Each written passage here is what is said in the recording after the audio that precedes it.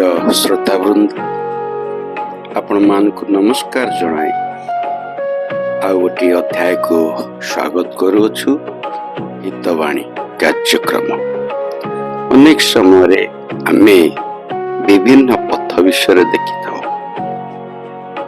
जल जीवा हेले जल मार्ग जहाज किबा डंगा किबा अन्य कौनसी साहाय्य आमे जल मार्ग जाई था।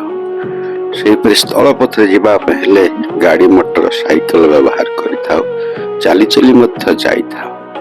जदि आमे आकाश मार्ग रे जीवा हुए ताहले आमे हेलिकॉप्टर किबा एरोप्लेन रे जाई था। किंतु जदि आमे महाकाश को जाई था तेबे आम मान को रॉकेट माध्यम रे महाकाश जीवा को पड़ी थाए।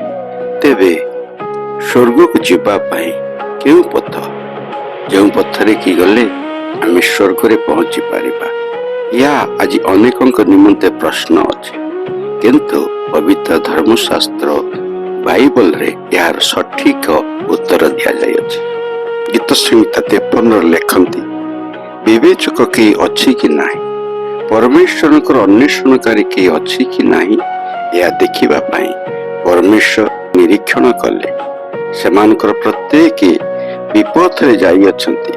से समस्त असुचय अछंती, सेमानकर केही सुकर्म करे नाही ना जणे नाही। हितोपदेश 14 अध्याय 12 पद एवं 16 अध्याय 25 पद रे लिखा जाए, मनुष्यर दृष्टि कौनसी पथ सरल देखा जाए, मात्र ताहार शेष रे मृत्युर पथ थाए। प्रिय माने आमे पथ विषय जो देखु स्वर्गीय पथ, मृत्यु को जाउथिबा पथ, जीवन को जाउथिबा पथ, किंतु प्रकृत रे प्रभुंकर वाक्य बाइबल हमको ईश्वर को निकट को जीवा पाए गोटे विशेष पथ विषय हमको अवगत कराई थाए। गीत संहिता 16 रे से कहते, तुम्हें मते जीवन पथ देखाइब, तुम सम्मुख रे आनंदर पूर्णता थाए, तुम दक्षिण पाखरे नित्य सुख भोग थाए। प्रभु यीशु ख्रीष्ट पार्वती उपदेश रे तांकर शिष्य मान को शिक्षा देले। मैथ्यू 7 अध्याय 13 पद 14 पद रे से कहती, संकीर्ण द्वार दे प्रवेश कर, कारण सर्वनाश को घेनी जीवा द्वार ओसार और पथ प्रशस्त, पुणी ताहा दे प्रवेश करिबा लोके अनेक, आ जीवन को घेनी जीवा द्वार संकीर्ण और पथ दुर्गम, पुणी ताहार सम्मान पाइबा लोके अल्प। प्रिय श्रोतागण, यह प्रकृत सत्य अटे। आम सम्मुख पथ गुड़ी को आमको बाछिबा पड़िबो। जो पथ आमको जीवन रे प्रवेश कराइबो, जो पथ आमको स्वर्ग को नहीं पारिबो, सेही परि पथ आमे बाछिले आमर जीवन सार्थक हबो। तेणु प्रभु यीशु ख्रीष्ट आमको आह्वान करी डाकंती, जगलित सुसमाचार तार 14:6 पदरे, मु पथ सत्य ओ जीवन, मो दे नगले केही पितांक निकट को जाए नाही। प्रिय माने आसंतु आज से स्वर्गीय पथर अनुगामी हेबा।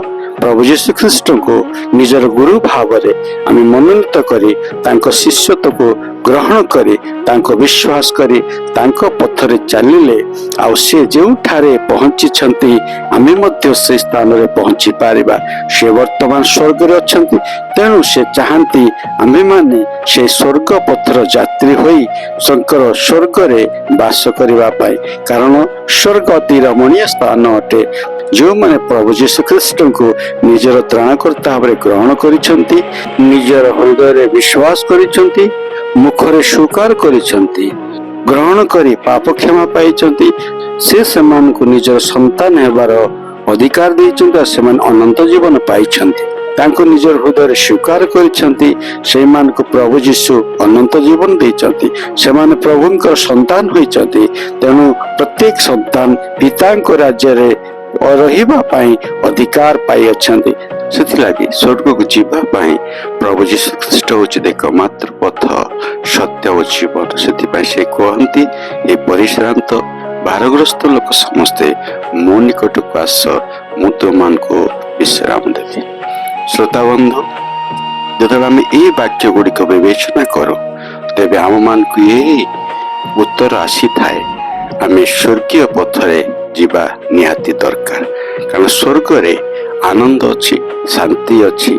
ସେଥିଲାଗି ସ୍ୱର୍ଗକୁ ଯିବା ପାଇଁ ପ୍ରଭୁ ଯୀଶୁ ଖ୍ରୀଷ୍ଟ ହେଉଛନ୍ତି ଏକମାତ୍ର ପଥ, ସତ୍ୟ ଓ ଜୀବନ। ସେ ତେଣୁ ଆସନ୍ତୁ, ତାଙ୍କର ରାଜ୍ୟକୁ ଅନ୍ୱେଷଣ କରି ତାଙ୍କର ପଥରେ ଅନୁଗାମୀ ହେବେ। ଏଇଠି ରଖୁଛୁ ଆଜିର ହିତବାଣୀ କାର୍ଯ୍ୟକ୍ରମକୁ। ପ୍ରଭୁ ଆପଣ ସମସ୍ତଙ୍କୁ ଆଶୀର୍ବାଦ କରନ୍ତୁ। ଦୟା କର ହେ ଈଶ୍ୱର, ମୁଁ ଦିନହୀନ ଅଯୋଗ୍ୟ ତୁମର, ତୁମ କରୁଣା ମୋ ଉପରେ, ତୁମ ଆଶୀଷ ମୋ ଉପରେ, ତୁମ କରୁଣା ମୋ ଉପରେ, ତୁମ ଆଶୀଷ ମୋ ଉପରେ ସଦା ତୁମେ ବର୍ଷାଅ, ସଦା ତୁମେ ବର୍ଷାଅ। ଦୟା କର ହେ ଈଶ୍ୱର, ମୁଁ ଦିନହୀନ ଅଯୋଗ୍ୟ ତୁମର, ମୁଁ ଦିନହୀନ ଅଯୋଗ୍ୟ ତୁମର।